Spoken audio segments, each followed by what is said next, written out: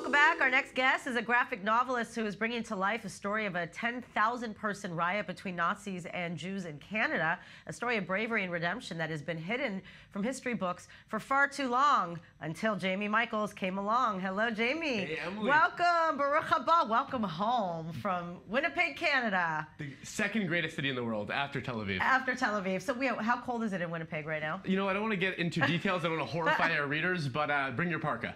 Okay, good to know. All right, so first let's talk about, your start. Like we were talking, like were you the kid in the class that was just always drawing everybody? Yeah, back to class, with comments? pencils, speech bubbles, maybe not high grades, but part of the process. So what was like the beginning of this as a career for you? Career is a strong word for what we do, but I really got into it in university, writing short stories, making small comics, and then when I was 21, I thought, I'm going to trick my two best friends. We're going to drop out of university, buy a canoe. We're going to canoe from Winnipeg down to Mexico. And after this trip, we made a comic about it. And you really did? Yeah, everybody makes mistakes, why not me? What? But you canoed. How cool is that? So this is your first book. It looks so retro already. This is the first one. This is Canoe Boys here. This is amazing. Wow. And this, did you like start doing stuff on, by hand, and now with technology being the way it is, it's like you have to do it all on computers? Yeah, so I'm the storyboarder. So I come in and I do the layouts, I kind of do the rudimentary drawings, and it goes to an artist who's more talented than I am.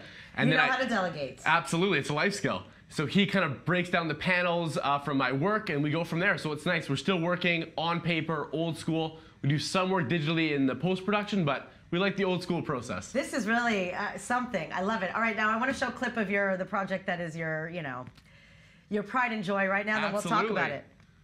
Christie Pitts is the true, incredible history of when young Jewish and Italian immigrants faced off against Nazi-inspired thugs in a 10,000-person race riot on the streets of Toronto. The graphic novel format is the most dynamic, accessible medium for bringing this unknown Canadian history to a new generation of readers.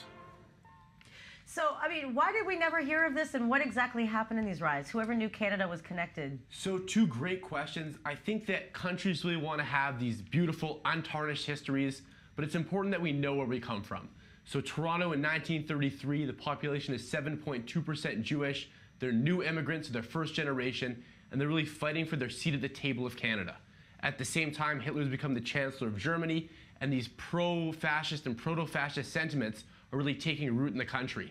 So it boils over and it boils down to Jews versus swastikas in a 10,000-person race riot to say, we have the right to be here, we belong in Canadian society, and I think especially now in the age we live in, that story needs to be told. So why, and I agree, why a graphic novel is such a perfect current kind of medium for telling history in a way that will not only make it memorable, but also, have people learn a thing or two about Jewish history. Absolutely. So I think every story has the correct medium. Star Wars has to be a film.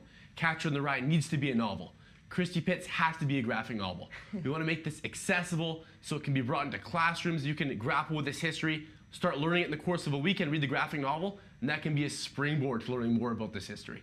So you also work, I know that you are getting kind of into the business side of kind of having a publishing house, like specifically for graphic novelists. Yeah, my father tells me the term business is only used if you make money, but we're doing okay. We're getting there. I'm going to say you have a Jewish father, you're not going to make a living doing this, so turn it into a business. So this is so you basically just get to have fun, laugh, and be in the comic book world all day long. Yeah, and we've got a great crew. The artist for the project, Doug Phaedra, has been great to work with, and everyone's kind of giving their 2 cents. Hey, I've got a contact here, I've got a buddy here, so it's very organic, it's very grassroots, and we're having fun. All right, so now you're here in Israel. You got to work something up your sleeve here. Absolutely. You never know. Get a small book launch going here. We'll see. I've got 2 weeks, so well, obviously you're doing well. In your Kickstarter campaign, you've raised quite a bit of money. Yeah, we did good. The public uptake was terrific, so we're flattered by it. We're humbled. Amazing.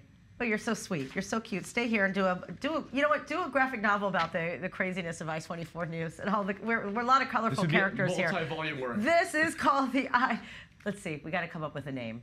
But I'm not that quick today. I need another cup of coffee. But thank you so much. You're Thanks so so much talented, for having and me. enjoy your trip.